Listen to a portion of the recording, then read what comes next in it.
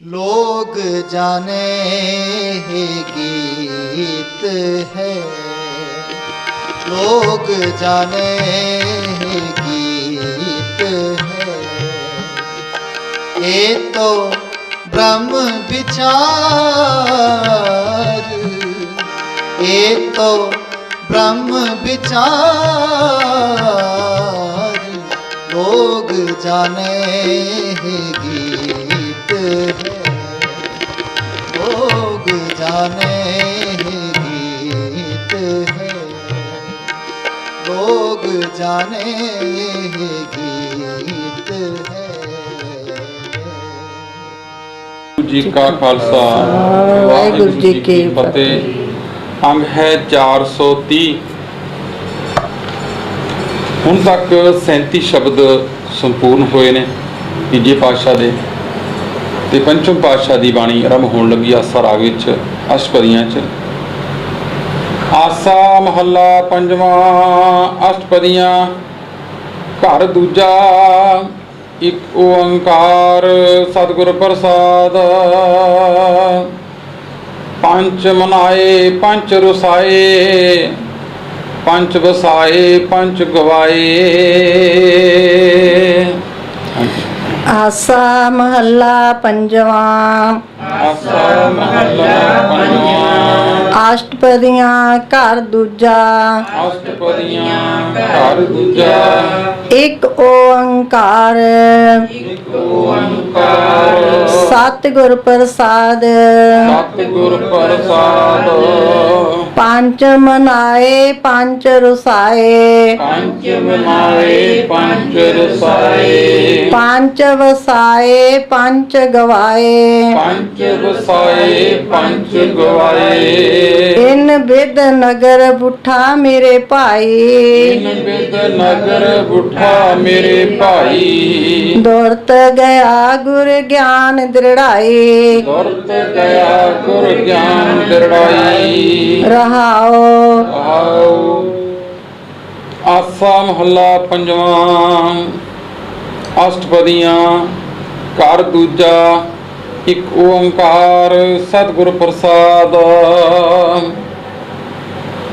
आसा राग विच पंचम पातशाह शहीदां दे सरताज ਸਾਹਿਬ श्री गुरु अर्जन देव जी महाराज ਦਾ ਇਹ ਸ਼ਬਦ ਆਰੰਭ ਹੋਇਆ। ਇਸ ਸ਼ਬਦ ਨੂੰ ਦੂਜੇ ਘਰ ਵਿੱਚ ਗਾਉਣ ਦੀ ਮਹਾਰਾਜ ਤਕੀਦ ਕਰਦੇ ਨੇ। 8 ਪਦਾਂ ਦਾ ਇਹ ਸ਼ਬਦ ਜਿਹਨੂੰ ਅਸੀਂ ਅਸ਼ਟਪਦੀਆਂ ਕਹਿੰਦੇ ਹਾਂ। ਮਹਾਰਾਜ ਆਰੰਭਤਾ ਕਰਦੇ ਨੇ ਮੂਲ ਮੰਤਰ ਦੀ ਮੰਗਲਾਚਰਨ ਤੋਂ। ਇੱਕ ਓੰਕਾਰ ਸਤਿਗੁਰ ਪ੍ਰਸਾਦ, ਕਿ ਪ੍ਰਮਾਤਮਾ ਇੱਕ ਹੈ, ਇੱਕ ਰਸ ਹੈ, ਸਰਵ ਵਿਆਪਕ ਹੈ। ਗੁਰੂ ਦੀ ਕਿਰਪਾ ਨਾਲ, ਗੁਰੂ ਦੀ ਬਖਸ਼ਿਸ਼ ਨਾਲ ਉਹਦੀ ਪ੍ਰਾਪਤੀ ਹੁੰਦੀ। ਪੰਚ ਮਨਾਏ ਪੰਚ ਰਸਾਏ, पंच वसाए पंच गवाए। इन बिद नगर बुठा मेरे भाई, दौड़त गया गुर ज्ञान दृढ़ाई। रहाओ। ये शरीर नूं महाराज नगर कहंदे ने, क्योंकि जदों नगर वसिया होवे उस नगर विच खुशियां खेड़े आनंद चहल पहल, जिसनों बाणी दे विच बाबा रविदास जी भी शब्द उच्चारण करते हैं, बेगमपुरा शहर को नाम।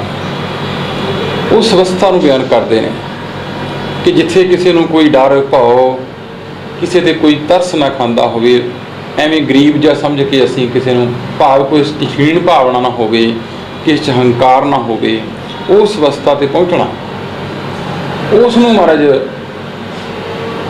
बाबा रविदास जी भी गल कहते हैं, जो हम सहरी सो हमरा मीत, जिहड़ा मेरी इस विचारधारा नाल सहमत है वो साडा मित्र है। इत्थे पंचम पातशाह भी महाराज कि इन विद नगर बुठा मेरे भाई, कहने ये विधि ये तरीका वरत्या मैं कि मेरा ये हिरदे रूपी नगर, ये शरीर हुण वस गया। दुरत गया गुर ज्ञान दृढ़ाई। रहाओ की पंक्ति कहने दुरत गया, अंदरों पाप चला गया, जिहड़े अंदर विचार मेरे गलत घूमते पे सन वो हुण दूर हो गए। ਹੁਣ ਅੰਦਰ ਕੋਈ ਭੈੜੀ ਭਾਵਨਾ, ਕੋਈ ਭੈੜਾ ਫੁਰਨਾ ਅੰਦਰ ਨਹੀਂ ਫੁਰਦਾ, ਕਿਉਂਕਿ ਗੁਰੂ ਨੇ ਗਿਆਨ ਦ੍ਰਿੜ ਕਰ ਦਿੱਤਾ। ਕਿ ਫਿਰ ਮੈਂ ਕੀ ਕੀਤਾ ਜਦੋਂ ਗੁਰੂ ਦੇ ਗਿਆਨ ਲਿਆ? ਜਦੋਂ ਘਰ ਵਿੱਚ ਹਨੇਰਾ ਸੀ ਪਹਿਲਾਂ, ਉਸ ਹਨੇਰੇ ਵਿੱਚ ਦੁਖਦਾਇਕ ਚੀਜ਼ਾਂ ਹੁੰਦੀਆਂ ਨੇ, ਮੱਛਰ ਹੈ, ਕਿਰਲੀਆਂ ਨੇ, ਸੱਪ ਨੇ, ਠੂਏ ਨੇ, ਜਿਹੜੇ ਕਿ ਡੰਕ ਮਾਰਦੇ ਨੇ। ਹਨੇਰੇ ਵਿੱਚ ਅਗਿਆਨਤਾ ਦਾ ਹਨੇਰਾ ਇਸ ਘਰ ਵਿੱਚ, ਅੰਦਰ ਕਾਮ ਹੈ, ਕ੍ਰੋਧ ਹੈ, ਲੋਭ ਹੈ, ਮੋਹ ਹੈ, ਹੰਕਾਰ ਹੈ, ਈਰਖਾ ਹੈ, ਤ੍ਰਿਸ਼ਨਾ ਹੈ। ਇਹ ਸਾਰੀਆਂ ਦੀਆਂ ਸਾਰੀਆਂ ਹੀ ਦੁਖਦਾਇਕ ਨੇ। ਹਰ ਚੀਜ਼ ਭੈੜੀ ਸੀ। ਜਦੋਂ ਲਾਈਟ ਹੋਈ, ਆਪਾਂ ਵੇਖਦੇ ਹਾਂ ਜਦੋਂ ਲਾਈਟ ਹੁੰਦੀ ਹੈ ਤਾਂ ਆਪਾਂ ਸਾਰੀਆਂ ਹੀ ਚੀਜ਼ਾਂ ਨੂੰ ਥਾਂ ਸਿਰ ਕਰਦੇ ਹਾਂ, ਜਾਂ ਕਿ ਸੋਹਣੀਆਂ ਲੱਗਣ ਉਹ ਚੀਜ਼ਾਂ ਰੱਖਦੇ ਜਿਹੜੀਆਂ ਕੰਮ ਦੀਆਂ ਨੇ, ਬਾਕੀ ਕੱਢ ਦਿੰਦੇ ਹਾਂ, ਬਾਕੀ ਕੂੜ ਕਬਾੜ ਬਾਹਰ ਸੁੱਟ ਦਿੰਦੇ ਹਾਂ। ਇਸੇ ਤਰ੍ਹਾਂ ਹੀ ਮਹਾਰਾਜ ਕਹਿੰਦੇ ਪੰਚ ਮਨਾਏ ਪੰਚ ਰੁਸਾਏ, ਕਹਿੰਦੇ ਪੰਜਾਂ ਨੂੰ ਮਾਨਤਾ ਦੇ ਦਿੱਤੀ। ਸਤ, ਸੰਤੋਖ, ਦਇਆ, ਧਰਮ, ਸਹਿਜ, ਤੇ ਪੰਜ ਹੀ ਸਾਡੇ 'ਚ ਔਗਣ ਨੇ। ਕਾਮ, ਕ੍ਰੋਧ, ਲੋਭ, ਮੋਹ, ਹੰਕਾਰ, ਕਹਿੰਦੇ ਇਹ ਰੁਸਾਏ, ਭਾਵ ਇਹ ਕੱਢ ਦਿੱਤੇ। ਹੁਣ ਪੰਜ ਪਹਿਲਾਂ ਸਾਡੇ ਸਰੀਰ ਵਿੱਚ ਕਾਮ, ਕ੍ਰੋਧ, ਲੋਭ, ਮੋਹ ਵਸਦੇ ਸਨ, ਕਹਿੰਦੇ ਉਹ ਕੱਢ ਦਿੱਤੇ। ਹੁਣ ਤੇ ਵਸ ਕੌਣ ਰਹੇ ਨੇ? ਸਤ, ਸੰਤੋਖ, ਦਇਆ, ਧਰਮ, ਸਹਿਜ, ਗੁਣਾਂ ਨਾਲ ਸਾਂਝ ਪਾ ਲਏ। ਇਨ ਵਿਦ ਪੰਜ ਵਸਾਏ ਪੰਜ ਗਵਾਏ। ਪੰਜ ਵਸਾਏ, ਇਹਨਾਂ ਪੰਜਾਂ ਦਾ ਗੁਣਾਂ ਦਾ ਵਸੇਵਾ ਹੋ ਗਿਆ ਤੇ ਔਗਣਾਂ ਨੂੰ ਦੂਰ ਕਰ ਦਿੱਤਾ, ਕੱਢ ਦਿੱਤਾ। ਕਹਿੰਦੇ ਇਹ ਕੰਮ ਕੀਤਾ ਵੀ ਸਾਂਝ ਹੁਣ ਗੁਣਾਂ ਨਾਲ ਪਾ ਲਈ, ਔਗਣ ਕੱਢ ਦਿੱਤੇ। ਇਨ ਵਿਦ, ਇਹ ਤਰੀਕਾ ਵਰਤਿਆ। ਇਨ ਵਿਦ ਨਗਰ ਬੁੱਠਾ ਮੇਰੇ ਭਾਈ, ਕਹਿੰਦੇ ਇਸ ਤਰੀਕੇ ਨਾਲ ਇਹ ਮੇਰਾ ਨਗਰ ਬੁੱਠਾ ਵਸਦਾ ਹੈ। ਦੁਰਤ ਗਿਆ ਗੁਰ ਗਿਆਨ ਦ੍ਰਿੜਾਈ, ਅੰਦਰੋਂ ਪਾਪ ਚਲਾ ਗਿਆ, ਅੰਦਰੋਂ ਪਾਪ ਵਾਲੀ ਬਿਰਤੀ ਜਿਹੜੀ ਸੀ ਉਹ ਦੂਰ ਹੋ ਗਈ। ਗੁਰੂ ਨੇ ਗਿਆਨ ਨਾਲ ਸਾਨੂੰ ਜੀਵਨ ਦੀ ਜਾਚ ਸਮਝਾ ਦਿੱਤੀ ਕਿ ਤੇਰੇ ਦੁੱਖਾਂ ਦਾ ਕਾਰਨ ਇਹ ਤੇਰੇ ਪੰਜੇ ਵਿਕਾਰ ਨੇ, ਇਹਨਾਂ ਨੂੰ ਕੱਢ ਦੇ ਤੇ ਅੰਦਰ ਕੀ ਵਰਸਾਵਾ ਕਰ? ਸਤ, ਸੰਤੋਖ, ਦਇਆ, ਧਰਮ ਤੇ ਸਹਿਜ ਦਾ। ਇਹ ਵਿਧੀ ਆਪਣਾ, ਤੇਰਾ ਨਗਰ ਵਸ ਜਾਏਗਾ। ਹਾਂਜੀ। ਸਾਚ ਧਰਮ ਕੀ ਕਰ ਦੀਨੀ ਵਾਰ, ਸਾਚ ਧਰਮ ਕੀ ਕਰ ਦੀਨੀ ਵਾਰ। ਫਰਹਿ ਮੋਕਮ ਗੁਰ ਗਿਆਨ ਵਿਚਾਰ, ਫਰਹਿ ਮੋਕਮ ਗੁਰ ਗਿਆਨ ਵਿਚਾਰ। ਕਿਉਂਕਿ ਜਦੋਂ ਆਪਾਂ ਕੋਈ ਚੀਜ਼ ਬੀਜਦੇ ਆ ਤਾਂ ਕਿ ਬਾਹਰੋਂ ਕੋਈ ਖੇਤੀ ਨੂੰ ਖਰਾਬ ਨਾ ਕਰੇ, ਆਪਾਂ ਵਾੜ ਕਰ ਦਿੰਦੇ ਹਾਂ। ਆਪਾਂ ਵੇਖਦੇ ਹਾਂ ਕਿ ਜਦੋਂ ਕੋਈ ਚੀਜ਼ ਖੇਤੀ ਬੀਜੀ ਹੁੰਦੀ ਆ, ਉਹਦੇ ਆਲੇ ਦੁਆਲੇ ਵਾੜ ਕੀਤੀ ਹੁੰਦੀ ਤਾਂ ਕਿ ਕੋਈ ਅਵਾਰਾ ਪਸ਼ੂ ਉਹਦੇ 'ਚ ਵੜ ਨਾ ਜਾਏ। ਇਸ ਕਰਕੇ ਮੰਗਨੇ ਸਾਚ ਧਰਮ ਕੀ ਕਰ ਦੀਨੀ ਵਾਰ। ਸੱਚੇ ਧਰਮ ਦੀ, ਧਰਮ ਹੁੰਦਾ ਮਰਿਆਦਾ, ਇੱਕ ਡਿਸਿਪਲਿਨ ਜੀਵਨ ਦੀ ਜਾਚ ਸਾਨੂੰ ਮਹਾਰਾਜ ਨੇ ਦਿੱਤੀ ਹੈ, ਰਹਿਤ ਬਹਿਤ, ਕਿ ਇਸ ਤਰ੍ਹਾਂ ਆਪਣਾ ਜੀਵਨ ਜਿਉਂ। ਇਹ ਵਾੜ ਕਰ ਦਿੱਤੀ ਸਾਨੂੰ, ਪੰਜ ਕਕਾਰ ਦਿੱਤੇ ਮਹਾਰਾਜ ਨੇ। ਇਹ ਕੜਾ ਇਸ ਕਰਕੇ ਪਵਾਇਆ ਤਾਂ ਕਿ ਇਹ ਹੱਥ ਨਾਲ ਰਿਸ਼ਵਤ ਲੈਣ ਲੱਗਿਆਂ, ਵਿਕਾਰ ਕਰਨ ਲੱਗਿਆਂ, ਚੋਰੀ ਕਰਨ ਲੱਗਿਆਂ ਤੈਨੂੰ ਚੇਤਾ ਰਵੇ ਕਿ ਮੇਰੇ ਗੁਰੂ ਨੇ ਹੱਥ ਕੜੀ ਲਾਈ ਮੈਨੂੰ, ਇਹ ਕਰਮ ਨਾਲ ਮੈਂ ਇਹ ਹੱਥ ਨਾਲ ਉਹ ਕਰਮ ਨਹੀਂ ਕਰ ਸਕਦਾ। ਇਹ ਵਾੜ ਹੈ ਤਾਂ ਕਿ ਤੈਨੂੰ ਚੇਤਾ ਆ ਜਾਏ ਉਸੇ ਵੇਲੇ। ਕੇਸ ਦਿੱਤੇ, ਕੇਸ ਗੁਰੂ ਦੀ ਮੋਹਰ ਨੇ, ਨਾ ਸਾਨੂੰ ਕੱਟਣ ਨੂੰ ਕਿਹਾ, ਨਾ ਸਾਨੂੰ ਵਧਾਉਣ ਨੂੰ ਕਿਹਾ। ਕੇਸ ਨੇ ਜਿਹੜੇ, ਇਹ ਗੁਰੂ ਦੀ ਮੋਹਰ ਹੈ। ਸਾਨੂੰ ਜਟਾ ਬਣਾਉਣ ਨੂੰ ਵੀ ਨਹੀਂ ਕਿਹਾ ਮਹਾਰਾਜ ਨੇ, ਤੇ ਨਾ ਹੀ ਸਾਨੂੰ ਕੱਟਣ ਨੂੰ ਕਿਹਾ, ਕਿਉਂਕਿ ਕੁਦਰਤੀ, ਇਹ ਕੁਦਰਤ ਵੱਲੋਂ ਬਖਸ਼ਿਸ਼ ਹੋਈ। ਤੇ ਨਾਲ ਜਿਹੜੇ ਕੇਸ ਨੇ, ਕੇਸ ਦਾ ਅਰਥ ਹੈ ਸੋਚ ਵਿਚਾਰ, ਤੁਹਾਡੀ ਗਿਆਨ। ਜਿੰਨੇ ਵੀ ਰਿਸ਼ੀ ਮੁਨੀ ਹੋਏ, ਜਿੰਨੇ ਵੀ ਬ੍ਰਹਮਚਾਰੀ, ਜਿੰਨੇ ਵੀ ਵੱਡੇ ਵੱਡੇ ਮਹਾਨ ਪੁਰਸ਼ ਹੋਏ ਨੇ, ਭਾਵੇਂ ਕਿਸੇ ਵੀ ਧਰਮ 'ਚ ਹੋਏ ਨੇ, ਉਹ ਸਾਰੇ ਦੇ ਸਾਰੇ ਹੀ ਕੇਸਾਧਾਰੀ ਨੇ। ਬੜੀ ਹੈਰਾਨੀ ਦੀ ਗੱਲ ਹੁੰਦੀ ਇਸ ਗੱਲ ਦੀ, ਤੇ ਸਾਰੇ ਦੇ ਸਾਰੇ ਕੇਸਾਧਾਰੀ ਨੇ। ਭਾਵੇਂ ਯਿਸੂ ਮਸੀਹ ਨੇ, ਭਾਵੇਂ ਕ੍ਰਿਸ਼ਨ ਜੀ ਨੇ। ਕ੍ਰਿਸ਼ਨ ਜੀ ਨੂੰ ਤਾਂ ਖੈਰ ਕਹਿੰਦੇ ਕੇਸ਼ਵ ਨੇ, ਕਿਉਂਕਿ ਉਹਨਾਂ ਦੇ ਕੇਸ ਜਿਹੜੇ ਸਨ ਬੜੇ ਲੰਬੇ ਤੇ ਸੋਹਣੇ ਸਨ, ਉਹ ਕੇਸਾਂ ਕਰਕੇ ਹੀ ਕੇਸ਼ਵ ਕਹਾਏ। ਭਾਵੇਂ ਮੁਹੰਮਦ ਸਾਹਿਬ ਨੇ, ਮੁਸਲਮਾਨਾਂ ਵਿੱਚ ਉਹਨਾਂ ਦਾ ਇੱਕ ਵਾਲ ਆ ਤੁਹਾਡੇ ਜੰਮੂ ਕਸ਼ਮੀਰ 'ਚ ਪਿਆ, ਮੂਆ ਵਾਲ ਨੂੰ ਕਹਿੰਦੇ ਨੇ, ਉਹ ਗੁੰਮ ਗਿਆ ਸੀ ਤੇ ਰੌਲਾ ਪੈ ਗਿਆ ਸੀ। ਦੇਖੋ ਉਹਨਾਂ ਨੇ ਉਹਨਾਂ ਦੇ ਵਾਲ ਕੀ ਸੰਭਾਲ ਕੇ ਰੱਖੇ ਹੋਏ। ਤੇ ਅਸੀਂ ਇਹ ਜੋਤ ਇਹਦਾ ਅਸਲੀ ਜਿਹੜਾ ਮਕਸਦ ਹੈ, ਮੀਨਿੰਗ ਹੈ ਜਿਹੜਾ ਪੂਰਾ, ਕਿ ਇਸ ਦਾ ਮਤਲਬ ਹੁੰਦਾ ਹੈ ਜੋਤ, ਤੁਹਾਡੀ ਸੋਚ, ਤੁਹਾਡੀ ਵਿਚਾਰ। ਤੇ ਨਾਲ ਮਹਾਰਾਜ ਨੇ ਸਾਨੂੰ ਕੰਘਾ ਦਿੱਤਾ। ਕੰਘਾ ਇਸ ਕਰਕੇ ਦਿੱਤਾ ਵੀ ਤਾਂ ਕਿ ਮਰੇ ਹੋਏ ਜਿਹੜੇ ਵਾਲ ਹੁੰਦੇ ਨੇ ਸਾਡੇ, ਜਿਹਨੂੰ ਅਸੀਂ ਨਿਕਲ ਜਾਂਦੇ ਨੇ ਜਦੋਂ ਅਸੀਂ ਕੰਘਾ ਕਰਦੇ ਹਾਂ, ਉਹਦਾ ਮਕਸਦ ਹੀ ਇਹ ਹੈ ਕਿ ਹਰ ਰੋਜ਼ ਕੰਘਾ ਕਰਨਾ, ਆਪਣੀ ਸੋਚ ਨੂੰ ਸਾਫ਼ ਰੱਖਣਾ, ਆਪਣੇ ਵਿਚਾਰਾਂ ਨੂੰ ਸਾਫ਼ ਰੱਖਣਾ। ਕਿਉਂਕਿ ਗੰਦਗੀ ਜਿਹੜੀ ਵਿਚਾਰ ਨੇ, ਜਿਹੜੇ ਚੰਗੇ ਜਾਂ ਮਾੜੇ, ਸਾਡੇ ਅੰਦਰ ਉਪਜਦੇ ਬਚਦੇ ਰਹਿੰਦੇ ਨੇ। ਭਾਵੇਂ ਦਰਵਾਜ਼ਾ ਬੰਦ ਰੱਖੀਏ, ਤੁਸੀਂ ਵੇਖੋ ਕਿ ਨਿੱਕੀ ਨਿੱਕੀ ਮਿੱਟੀ ਹਰ ਰੋਜ਼ ਆਉਂਦੀ, ਤੇ ਜਦੋਂ ਅਸੀਂ ਸਵੇਰੇ ਝਾੜੂ ਮਾਰਦੇ ਤਾਂ ਬਰੀਕ ਬਰੀਕ ਮਿੱਟੀ ਫਿਰ ਨਿਕਲਦੀ। ਭਾਵੇਂ ਦਰਵਾਜ਼ੇ ਬੰਦ ਸੀ, ਬੜਾ ਤੁਸੀਂ ਵਾਲੇ ਪਰਦੇ ਵੀ ਲਾ ਕੇ ਰੱਖੇ, ਪਰ ਫਿਰ ਵੀ ਮਿੱਟੀ ਆਉਂਦੀ ਹੈ।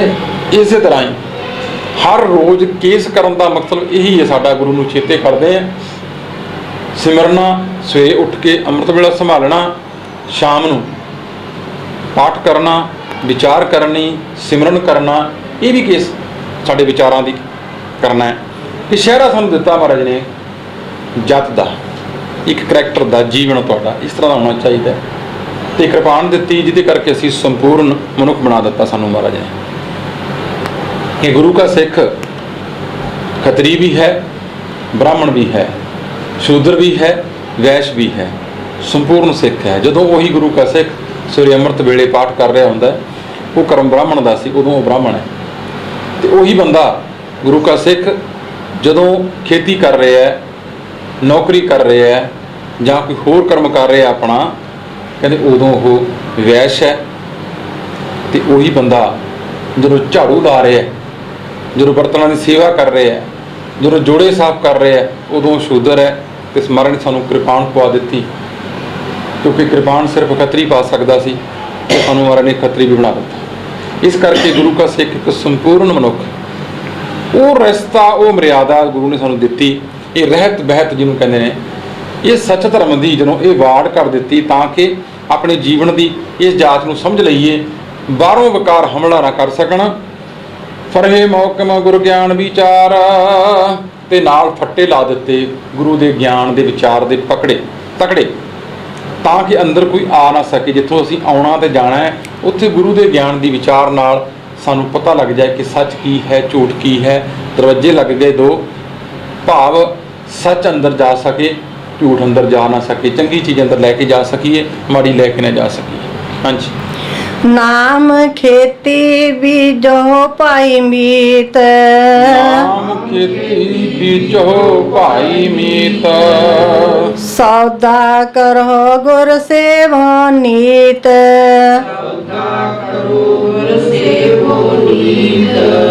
ਤੇ ਨਾਲ ਹੀ ਪੰਚਮ ਪਾਤਸ਼ਾਹ ਮਹਾਰਾਜ ਜੀ ਇੱਕ ਗੱਲ ਸਮਝਾਉਂਦੇ ਨੇ ਕਿ ਕੱਲੀ ਵਾੜ ਹੀ ਨਾ ਕਰੀ ਰੱਖੀ, ਅੰਦਰ ਕੁਝ ਬੀਜ ਵੀ।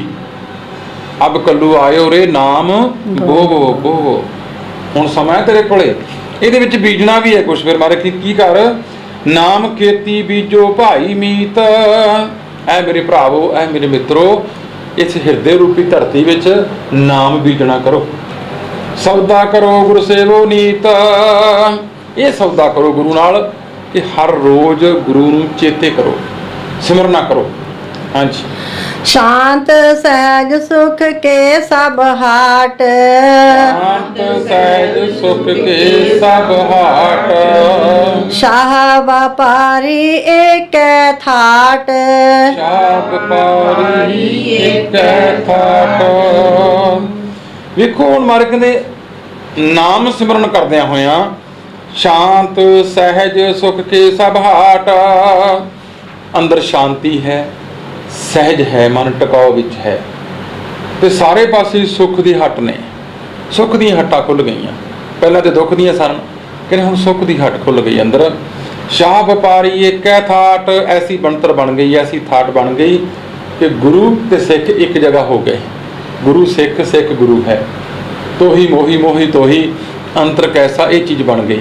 ਹੁਣ ਮਨ ਆਨੰਦ ਵਿੱਚ ਹੈ, ਗੁਰੂ ਤੇ ਸਿੱਖ ਵਿੱਚ ਕੋਈ ਭੇਦ ਨਾ ਰਿਹਾ, ਜੈਸਾ ਗੁਰੂ ਵੈਸਾ ਸਿੱਖ ਹੋ ਗਿਆ। ਕਿਉਂਕਿ ਇਹ ਚੀਜ਼ ਸਾਨੂੰ ਮਹਾਰਾਜ ਨੇ ਸਮਝਾਈ ਕਿ ਸਿੱਖ ਨੇ ਆਪਣੇ ਵਿੱਚ ਇਹ ਚੀਜ਼ ਬਣਾਉਣੀ ਹੈ ਕਿ ਮੈਂ ਆਪਣੇ ਗੁਰੂ ਵਰਗਾ ਬਣਨਾ ਹੈ। ਇੱਕ ਮਾਡਲ ਰੱਖ ਆਪਣੇ ਅੰਦਰ ਮਨ ਬਣਾ ਕੇ ਕਿ ਮੈਂ ਉਹਦੀ ਵਰਗਾ ਬਣਨਾ ਹੈ। ਗੁਰੂ ਨੇ ਸਾਨੂੰ ਆਹ ਜਾਚ ਦਿੱਤੀ, ਤਾਂ ਹੀ ਮਹਾਰਾਜ ਬਾਣੀ 'ਚ ਕਹਿੰਦੇ ਗੁਰਬਾਣੀ ਬਣੀ ਹੈ, ਗੁਰਬਾਣੀ ਵਰਗੇ ਹੀ ਬਣ ਜਾਈਏ। ਜੋ ਬਾਣੀ ਕਹਿੰਦੀ ਹੈ ਨਾ ਉਹਦੇ ਮੁਤਾਬਕ ਹੀ ਆਪਣਾ ਜਿਉਂ ਕੇ ਉਹਦੇ ਵਰਗਾ ਹੀ ਹੋ ਜਾ, ਬਸ ਉਹਦੇ ਗੁਣਾਂ ਨੂੰ ਧਾਰਨ ਕਰਨਾ ਹੀ ਸਹੀ ਮੈਨੇ ਵਿੱਚ ਬਾਣੀ ਨੂੰ ਜਪਣਾ ਹੈ। ਹਾਂਜੀ।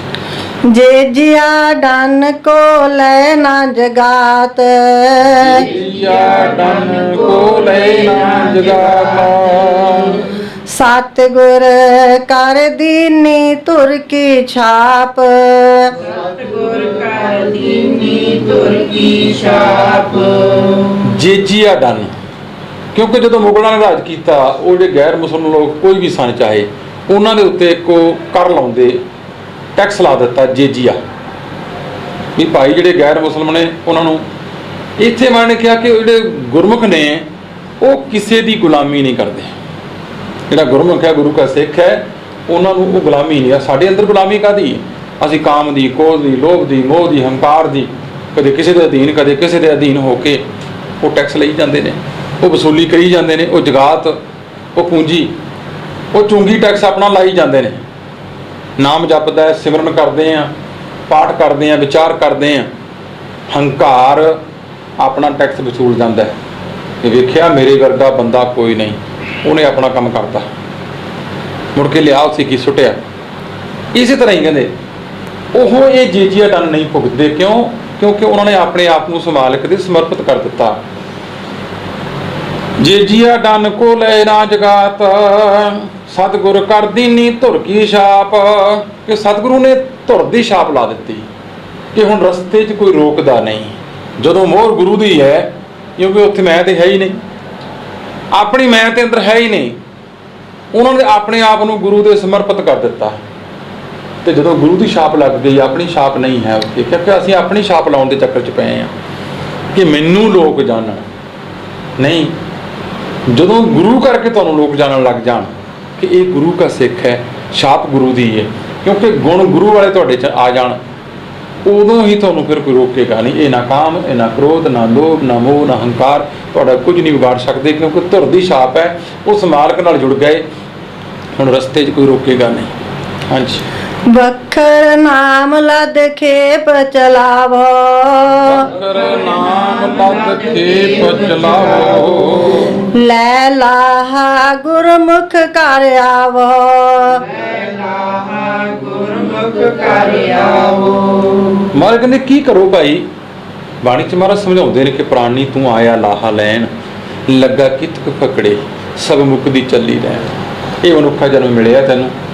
ਇੱਥੇ ਵੀ ਮਹਾਰਾਜ ਕਹਿੰਦੇ ਵੱਖਰ ਲਾ ਨਾਮ ਲਦ ਖੇਪ ਚਲਾਵੋ, ਭਾਈ ਉਹ ਚੀਜ਼ ਇਕੱਠੀ ਕਰੋ, ਨਾਮ ਰੂਪੀ ਵਸਤੂ ਦੀ ਖੇਪ, ਇਹਦਾ ਸੌਦਾ ਲੱਦੋ, ਇਹ ਇਕੱਠਾ ਕਰੋ, ਗੁਣ ਇਕੱਠੇ ਕਰੋ ਉਸ ਮਾਰਗ ਦੇ। ਲੈ ਲਾਹਾ ਗੁਰਮੁਖ ਘਰ ਆਵੋ, ਇਹ ਮਨੁੱਖਾ ਜਨਮ ਦਾ ਪੂਰਾ ਪੂਰਾ ਲਾਹਾ ਲੈ ਕੇ ਆਪਣੇ ਨਿੱਜ ਘਰ ਵਿੱਚ ਆਓ। ਫਿਰ ਆਉਣ ਦਾ ਫਾਇਦਾ ਹੈ, ਕਿਉਂਕਿ ਆਪਾਂ ਬਾਹਰ ਜਾਂਦੇ, ਬੱਚਿਆਂ ਨੂੰ ਭੇਜਦੇ ਆ, ਕੀ ਖੱਟ ਕੇ ਲੈ ਕੇ ਆਏ? ਪੜ੍ਹਨ ਵਾਸਤੇ ਭੇਜਿਆ ਬੱਚੇ ਨੂੰ, ਜੀ ਉਹ ਡਿਗਰੀ ਲੈ ਕੇ ਹੀ ਨਹੀਂ ਆਇਆ ਜਿਸ ਕੰਮ ਲਈ ਗਿਆ ਸੀ, ਤੇ ਜਿਹੋ ਜਿਹਾ ਗਿਆ ਜਿਹੋ ਜਿਹਾ ਨਾ ਗਿਆ। ਅਸੀਂ ਜਿਸ ਕੰਮ ਲਈ ਆਏ ਆ ਇੱਥੇ, ਕਾਹਦੇ ਵਾਸਤੇ ਆਏ ਆ? ਅਵਰ ਕਾਜ ਤਰਕਿ ਤੇ ਨਾ ਕਾਮ, ਨਿਰਸਾਦ ਸੰਗਤ ਭਜ ਕੇਵਲ ਨਾਮ ਜਪਣ ਲਈ। ਇੱਥੇ ਅਸੀਂ ਇਹ ਕੰਮ ਲਈ ਆ, ਬੰਦਾ ਬਣਨ ਵਾਸਤੇ ਆਏ ਸਾਂ, ਬੰਦਾ ਬਣਨ ਵਾਸਤੇ, ਪਰ ਬੰਦੇ ਨਹੀਂ ਬਣੇ। ਕਰਤੂਤ ਪਸ਼ੂ ਕੀ ਮਾਨ ਸਜਾ, ਕਰਤੂਤਾਂ ਪਸ਼ੂ ਵਾਲੀਆਂ ਰੱਖੀਆਂ। ਉਂਝ ਭਾਵੇਂ ਆਪਣੇ ਆਪ ਨੂੰ ਬੰਦੇ ਪਏ ਖਾਉਨੇ ਆ। ਬੰਦਾ ਬਣਨ ਦਾ ਮਤਲਬ ਹੈ ਕਿ ਬੰਦਾ ਸੋਝੋ ਪਵੇ ਵਿੱਚ ਬੰਦੀ ਦੇਖਣ ਕੋ ਦੀਦਾਰ। ਜਦੋਂ ਉਸ ਬਾਲਕ ਦੀ ਆਸ ਲੈ ਕੇ ਸੰਸਾਰ ਵਿੱਚ ਆਏ, ਉਹ ਗੁਣਾਂ ਨਾਲ ਸਾਂਝ ਪਾਈ, ਤਾਂ ਜਾ ਕੇ ਕਹਿੰਦੇ ਉਹ ਲਾਹਾ ਲੈ ਕੇ ਨਾਮ ਦਾ ਆਪਣੇ ਨਿੱਜ ਘਰ ਵਿੱਚ ਆਉਣਾ ਕਰੋ। ਮਹਾਰਾਜ ਕਹਿੰਦੇ ਭਾਈ ਫਿਰ ਤੁਹਾਨੂੰ ਫਾਇਦਾ ਇਹਦਾ, ਮਨੁੱਖਾ ਜਨਮ ਦਾ ਲਾਹਾ ਲਓ ਪੂਰਾ ਪੂਰਾ। ਹਾਂਜੀ। ਸਤਿਗੁਰ ਸ਼ਾਹ ਸਿੱਖ ਬਣ ਜਾਰੇ, ਸਤਿਗੁਰ ਸ਼ਾਹ ਸਿੱਖ ਬਣ ਜਾਰੇ, ਪੂੰਜੇ ਨਾਮ ਲਿਖਾ ਸਾਚ ਸਮਾਰੇ, ਪੂੰਜੀ ਨਾਮ ਲੇਖਾ ਸਾਚ ਸਮਾਰੇ। ਸਤਿਗੁਰ ਸ਼ਾਹ ਸਿੱਖ ਬਣ ਜਾਰੇ, ਪੂੰਜੀ ਨਾਮ ਲੇਖਾ ਸਾਚ ਸਮਾਰੇ। ਹੁਣ ਬਾਰੇ ਚ ਕਹਿੰਦੇ ਸਤਿਗੁਰੂ ਸ਼ਾਹੂਕਾਰ ਹੈ, ਸਿੱਖ ਉਹਦੇ ਬਣ ਜਾ ਰਹੇ ਨੇ। ਸਤਿਗੁਰੂ ਕੋਲੋਂ ਇਹ ਪੂੰਜੀ ਲੈ ਕੇ ਸਿੱਖ ਨੇ ਜਿਹੜੇ ਉਹ ਵਣਜ ਕਰਦੇ ਨੇ। ਵਣਜ ਕਰੋ ਵਣਜਾਰਿਓ ਵੱਖਰ ਲਿਓ ਸੰਭਾਲ। ਮਤਲਬ ਕਹਿੰਦੇ ਸੰਭਾਲ ਲੈ ਭਾਈ, ਹੁਣ ਤੇਰੇ ਕੋਲੇ ਮੌਕਾ ਹੈ, ਸਮਾਂ ਹੈ, ਹੁਣ ਤੂੰ ਇਹ ਚੀਜ਼ ਖੱਟਣੀ ਹੱਥ। ਅਮੁੱਲ ਗੁਣ ਅਮੁੱਲ ਵਪਾਰ, ਅਮੁੱਲ ਵਪਾਰੀਏ ਅਮੁੱਲ ਭੰਡਾਰ, ਅਮੁੱਲ ਆਵੇਂ ਅਮੁੱਲ ਲੈ ਜਾਏ, ਅਮੁੱਲ ਭਾਏ ਅਮੁੱਲਾ ਸਮਾਏ। ਜਪਜੀ ਸਾਹਿਬ ਵਿੱਚ ਮਹਾਰਾਜ ਸਪਸ਼ਟ ਕਰਦੇ ਨੇ ਕਾਨੂੰਨ। ਇਹ ਜਿਹੜੇ ਗੁਣ ਨੇ ਇਹ ਕਿਸੇ ਵੀ ਕੀਮਤ ਨਾਲ ਨਹੀਂ ਮਿਲਦੇ, ਅਮੁੱਲ ਨੇ। ਅਮੋਲ ਹੈ ਨਾਮ, ਸਤਿਗੁਰੂ ਕੋਲੋਂ ਮਿਲਦਾ ਹੈ। ਸਤਿਗੁਰੂ ਸ਼ਾਹੂਕਾਰ ਹੈ, ਸਿੱਖ ਉਹਦੇ ਵਣਜਾਰੇ ਨੇ। ਪੂੰਜੀ ਨਾਮ, ਪੂੰਜੀ ਕੀ ਹੈ? ਨਾਮ ਦੀ ਪੂੰਜੀ ਨਾਮ ਲੇਖਾ ਸਾਚ ਸੰਭਾਰੇ। ਉਹ ਲੇਖਾ ਕਦ ਦੇਣਾ ਸੀ? ਉਹ ਸੱਚ ਦੀ ਸੰਭਾਲ ਕਰਨੀ ਸੀ, ਉਸ ਪ੍ਰਮਾਤਮਾ ਨੂੰ ਚੇਤੇ ਕਰਨਾ, ਇਹ ਹੀ ਉਹਨਾਂ ਦਾ ਲੇਖਾ ਹੈ। ਇਹ ਲੇਖਾ ਹੈ ਸਾਡੇ ਕੋਲੇ, ਕਿਉਂਕਿ ਜਿਹੜੇ ਸ਼ਾਹੂਕਾਰ ਨੇ, ਜਿਹੜੇ ਵਣਜਾਰੇ ਨੇ, ਉਹ ਆਪਣਾ ਲੇਖਾ ਜੋਖਾ ਰੱਖਦੇ ਨੇ ਵੀ ਮੈਂ ਕੀ ਲੈ ਕੇ ਆਇਆ ਸੀ, ਕੀ ਖੱਟਿਆ, ਇਹਦੇ ਚੋਂ ਕੀ ਕਮਾਇਆ। ਕਹਿੰਦੇ ਉਸ ਦਾ ਨਾਮ ਜਪਣਾ ਹੀ ਸਾਡਾ ਲੇਖਾ ਹੈ। ਸਵੇਰੇ ਸ਼ਾਮ ਉੱਠਦਿਆਂ ਬਹਿੰਦਿਆਂ ਤੁਰਦਿਆਂ ਫਿਰਦਿਆਂ ਗੁਰਮੁਖ ਇੱਥੋਂ ਤੱਕ ਚਲੇ ਗਏ ਕਿ ਗੁਰਮੁਖ ਰੋਮ ਰੋਮ ਹਰਿ ਧਿਆਵੈ। ਉਹ ਤੇ ਬਹਿੰਦਿਆਂ ਤੁਰਦਿਆਂ ਉੱਠਦਿਆਂ ਫਿਰਦਿਆਂ ਉਹਨਾਂ ਨੇ ਆਪਣਾ ਉਸ ਮਾਲਕ ਨਾਲ ਜੁੜ ਗਏ ਤੇ ਉਹਦੀ ਯਾਦ ਵਿੱਚ ਜੁੜੇ ਰਹਿਣਾ ਹੀ ਇਹ ਲੇਖਾ ਹੈ। ਇਸ ਕਰਕੇ ਮਹਾਰਾਜ ਸਮਝਾਉਂਦੇ ਨੇ ਕਿ ਇਹ ਨਾਮ ਦੀ ਪੂੰਜੀ ਇਕੱਠੀ ਕਰਨੀ ਕਰ। ਉਹ ਸ਼ਾਹੂਕਾਰ ਕੋਲੋਂ ਲੈ ਕੇ ਜਿਸ ਕੰਮ ਲਈ ਤੂੰ ਆਇਆ ਉਹ ਕੰਮ ਕਰਨਾ ਕਰ। ਹਾਂਜੀ। ਸੋ ਵਸੈ ਇਤ ਘਰ ਜਿਸ ਗੁਰ ਪੂਰਾ ਸੇਵ। ਘਰ ਜਿਸ ਗੁਰ ਪੂਰਾ ਸੇਵਾ। ਅਬ ਚਲ ਨਗਰੀ ਨਾਨਕ ਦੇਵ। ਅਬ ਚਲ ਨਗਰੀ ਨਾਨਕ ਦੇਵ। ਹੁਣ ਉੱਪਰ ਅਵਸਥਾ ਬਾਰੇ ਦੱਸ ਆਏ ਸਾਰੀ ਕਿ ਪ੍ਰਮਾਤਮਾ ਦਾ ਨਾਮ ਜਪਣਾ, ਸਤਿਗੁਰੂ ਕੋਲੋਂ ਇਹ ਪੂੰਜੀ ਲੈ ਕੇ ਉਹਦੀ ਸੰਭਾਲ ਕਰਨੀ। ਆਪ ਜਪੋ ਅਵਰੈ ਨਾਮ ਜਪਾਵੋ। ਇਸ ਹਿਰਦੇ ਰੂਪੀ ਖੇਤੀ ਵਿੱਚ ਨਾਮ ਬੀਜਣਾ, ਭਾਵ ਗੁਣਾਂ ਨਾਲ ਸਾਂਝ ਪਾਉਣੀ। ਅੰਦਰ ਪੰਜਾਂ ਦਾ ਵਾਸਾ ਕਰਵਾਉਣਾ, ਸਤ ਸੰਤੋਖ ਦਇਆ ਧਰਮ ਸਹਿਜ। ਕਾਮ ਕ੍ਰੋਧ ਲੋਭ ਮੋਹ ਤੇ ਹੰਕਾਰ ਨੂੰ ਕੱਢ ਦੇਣਾ। ਇਸ ਤਰ੍ਹਾਂ ਆਪਣੇ ਜੀਵਨ ਨੂੰ ਜਦੋਂ ਬਣਾਇਆ ਹੈ ਤੇ ਮਾਰੇ ਕਹਿੰਦੇ ਸੋ ਵਸੈ ਇਤ ਘਰ ਜਿਸ ਗੁਰ ਪੂਰਾ ਸੇਵਾ। ਇਸ ਘਰ ਵਿੱਚ ਉਹ ਵਸਦਾ ਜਿਹੜੇ ਮਨ ਬਚਨ ਤੇ ਕਰਮ ਕਰਕੇ ਪੂਰੇ ਸਤਿਗੁਰ ਦੀ ਸੇਵਾ ਵਿੱਚ ਨੇ, ਜੁੜੇ ਹੋਏ ਨੇ, ਉਹ ਵਸਦੇ ਨੇ। ਬਸੇਬਾ ਉਹਨਾਂ ਦਾ। ਅਵਚਰ ਨਗਰੀ ਨਾਨਕ ਦੇਵ। ਤੇ ਪੰਚਮ ਪਾਤਸ਼ਾਹ ਮਹਾਰਾਜ ਕਹਿੰਦੇ ਭਾਈ ਇਹ ਵਾਹਿਗੁਰੂ ਅਕਾਲ ਪੁਰਖ ਦੀ ਅਟਲ ਬਸਤੀ ਹੈ, ਹਮੇਸ਼ਾ ਰਹਿਣ ਵਾਲੀ ਬਸਤੀ ਹੈ। ਕਿਉਂਕਿ ਦੁਨੀਆ ਦੇ ਜਿਹੜੇ ਨਗਰ ਨੇ ਉਹ ਤੇ ਉਜੜਦੇ ਵਸਦੇ ਰਹਿੰਦੇ ਨੇ, ਲੇਕਿਨ ਇਸ ਤਰ੍ਹਾਂ ਫਿਰ ਉਹ ਅਟਲ ਤੌਰ ਤੇ ਹਮੇਸ਼ਾ ਰਹਿਣ ਵਾਲਾ ਉਸ ਮਾਲਕ ਨਾਲ ਜਾ ਜੁੜਿਆ। ਹੁਣ ਇਹ ਨਗਰ ਉਜੜਦਾ ਨਹੀਂ, ਹੁਣ ਇਹ ਨਗਰ ਵਸਦਾ ਹੈ, ਇਹ ਨਗਰ ਖੇੜਾ ਆਨੰਦ ਵਿੱਚ ਹੈ।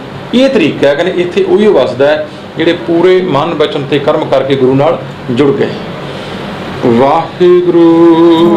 मेरे राम हम बारक हर प्रभ के हैं ए आणे। हम बारक हर प्रभ के हैं ए आणे।